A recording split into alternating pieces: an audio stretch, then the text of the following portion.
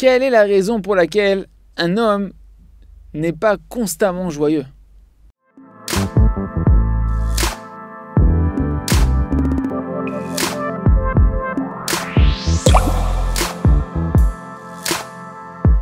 Shalom à tous, Ve'at Hashem, nous allons voir ensemble aujourd'hui quelle est la raison pour laquelle un homme, il est constamment en train de se plaindre. Pourquoi? En réalité, un homme, il est là en train de se lamenter, de pleurnicher, de se sentir déprimé, insatisfait, etc.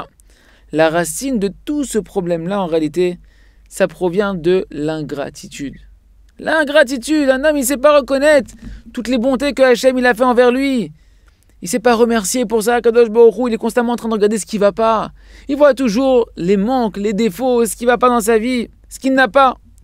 Et bien évidemment qu'il ne sait pas regarder l'intention positive dans les choses qui lui paraissent négatives dans sa vie, dans les choses qui lui paraissent manquantes dans sa vie. Il ne sait pas voir l'intention divine, positive qui est cachée dedans.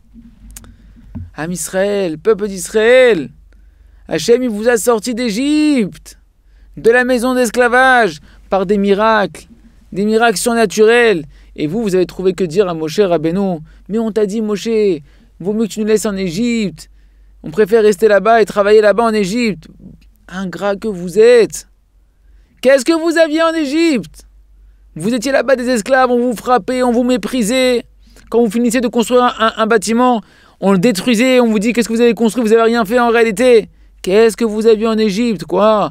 De quoi quelle nostalgie tu as de là-bas? De la pastèque, des courgettes, des concombres. C'est ça, c'est pour ça que tu veux retourner en Égypte, tu préfères retourner être un esclave en Égypte. Ce mauvais comportement-là, en réalité, à sa source, il provient de l'ingratitude. Du fait qu'on ne fait pas le travail de voir tout le bien qu'il y a dans notre vie. C'est pourquoi durant toutes les générations, si on regarde bien, la racine de toute mauvaise chose, ça a commencé par l'ingratitude. Le premier, c'est Adam Arishon. Adam Arishon, le premier homme. Rachid explique là-bas, il nous dit que c'était lui le premier ingrat de l'histoire de l'humanité. Qu'est-ce qu'il a fait? Il a accusé Hachem, que Dieu nous en préserve, comme si Hachem c'était lui la cause de sa avéra, de sa faute.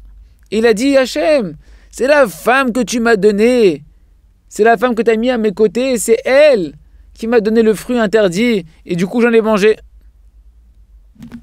Adam Arishon a très bien pu dire, tout simplement, c'est la femme qui m'a donné ce fruit, et j'en ai mangé. Pourquoi tu dis la femme que toi Hachem tu m'as donnée?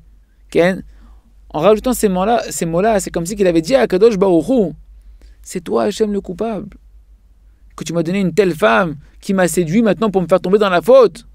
Et de là, depuis cette faute de l'ingratitude de Adam Arishon, jusqu'à aujourd'hui, toutes les fautes volontaires, involontaires, tous les égarements et tous les échecs, tout ça, ça provient en fait de notre ingratitude.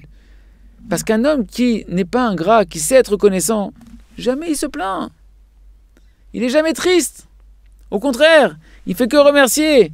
Et il sent ça dans son cœur pleinement. Que hormis dire merci à Hachem, qu'est-ce que je peux dire? J'ai que à dire merci. Parce qu'il voit devant ses yeux tous les bienfaits que Hachem il a fait, qu'il fait, et qu'il continuera à faire envers lui. Si c'est comme ça, qu'est-ce que j'ai à dire si ce n'est que dire merci? Voilà les amis, la recette pour être toujours Bessimcha, pour avoir une véritable joie de vivre. Arrêtez de regarder les défauts, arrêtez de se plaindre et commencez à faire un travail de regarder tout ce qu'Hachem me donne et même dans ce qui ne va, et remercier Hachem pour ça, et même dans ce qui ne va pas, de réfléchir à l'intention positive qui est cachée dans ce qui paraît être mauvais, et comme ça on aura toujours un seul mot à la bouche qui est merci Hachem.